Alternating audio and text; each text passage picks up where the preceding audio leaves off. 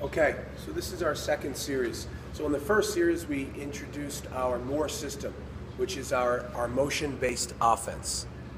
Okay, now we're going to talk about the formations that we use in running that motion. Okay, each one of these sets can pretty much use the motion, except when we get away and we start talking about our zone offense, where if we're playing against a packed-in zone defense. Okay, so the formations that we use, all right, well, we'll probably use 70–80% of the time is our standard set. Okay, in disguise, it looks like a very basic 1-3-2 where you run your triangle-based offense, right? So we always number from behind going forward. So it's behind, and then we go left to right. So number one would be our X attackman, and so on.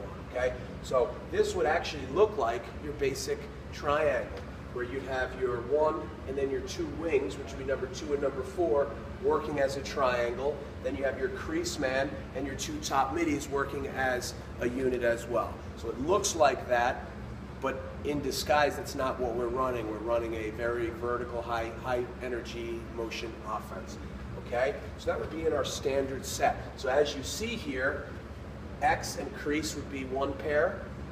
We've got the wing and the high man on the left side, the wing and the high man on the right side being the second and the third pair. Okay, so again, our standard formation.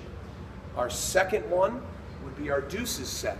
Okay, deuces simply means we're in 2-2-2. So we've got two attackmen behind the goal. We've got a wing on each side, and then we have a midi up high on each side as well.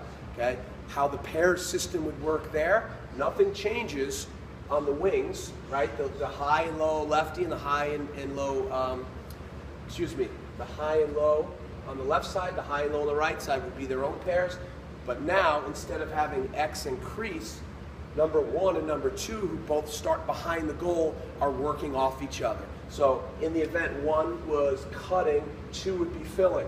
If 2 was cutting, 1 would be filling. This way we always have somebody attacking from behind the goal, and we always have someone backing up the shot as well. So that would be our deuces set.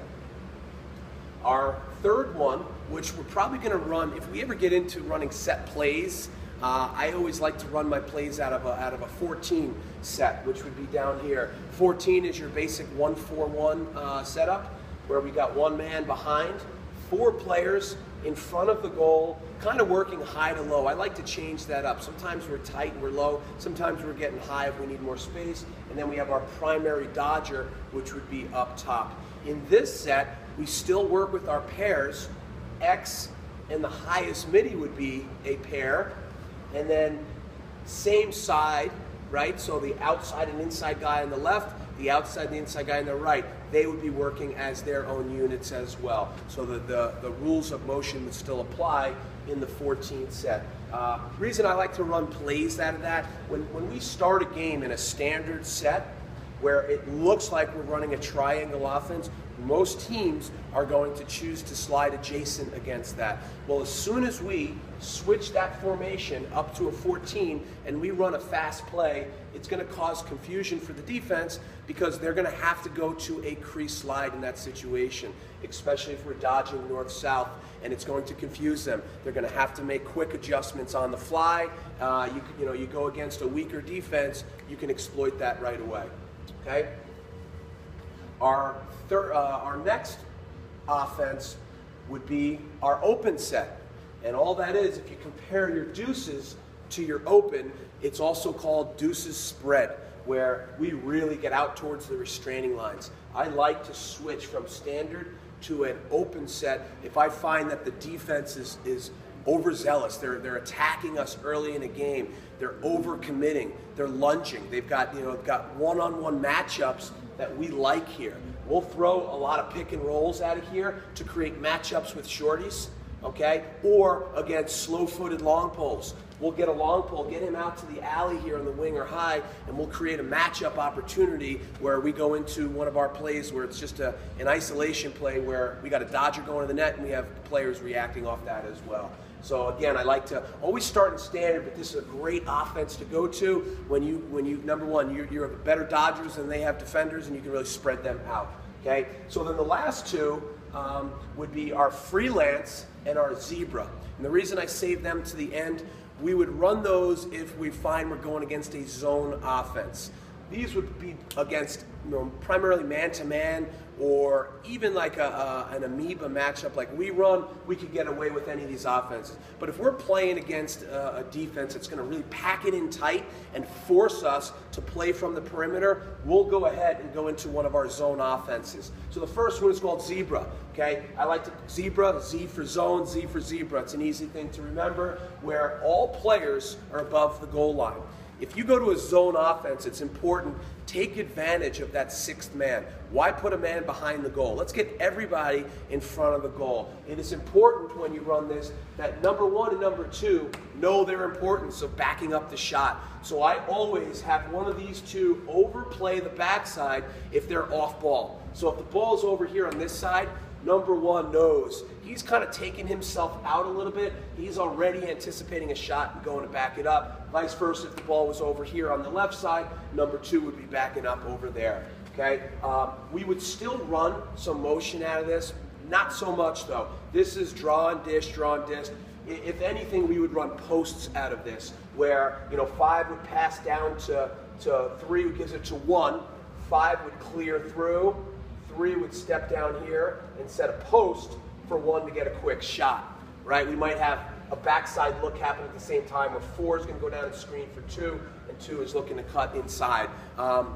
Again, we're not getting into a lot of the motions yet. We're just talking about the formations in this video, but this just kind of gives you an idea of how you can beat a zone defense with our zebra set. And then the last one would be our freelance.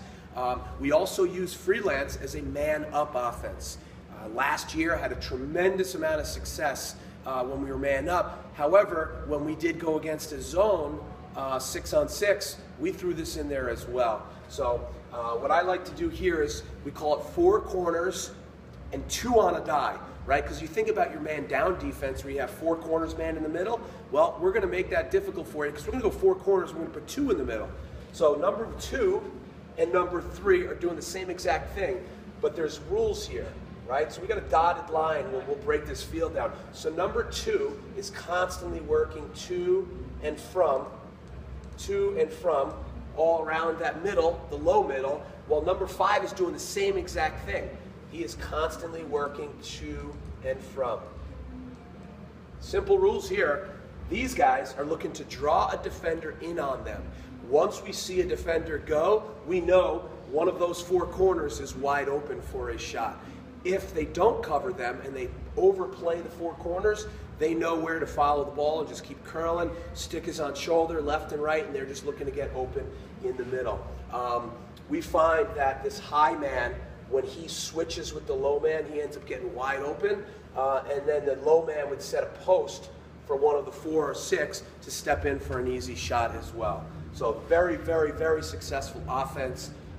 You can obviously see how that can destroy a man-down defense, because mathematically you can't cover it. You got one guy in the middle, predicated, both guys create enough space. I've had games where they've gotten lazy, it's late in the game, they're tired, and they're not spread out enough, and a man with a 6-foot pole, or even a shorty, he can cover both guys. So you got to make sure that those guys understand their spacing and what the purpose of their motion in the middle is.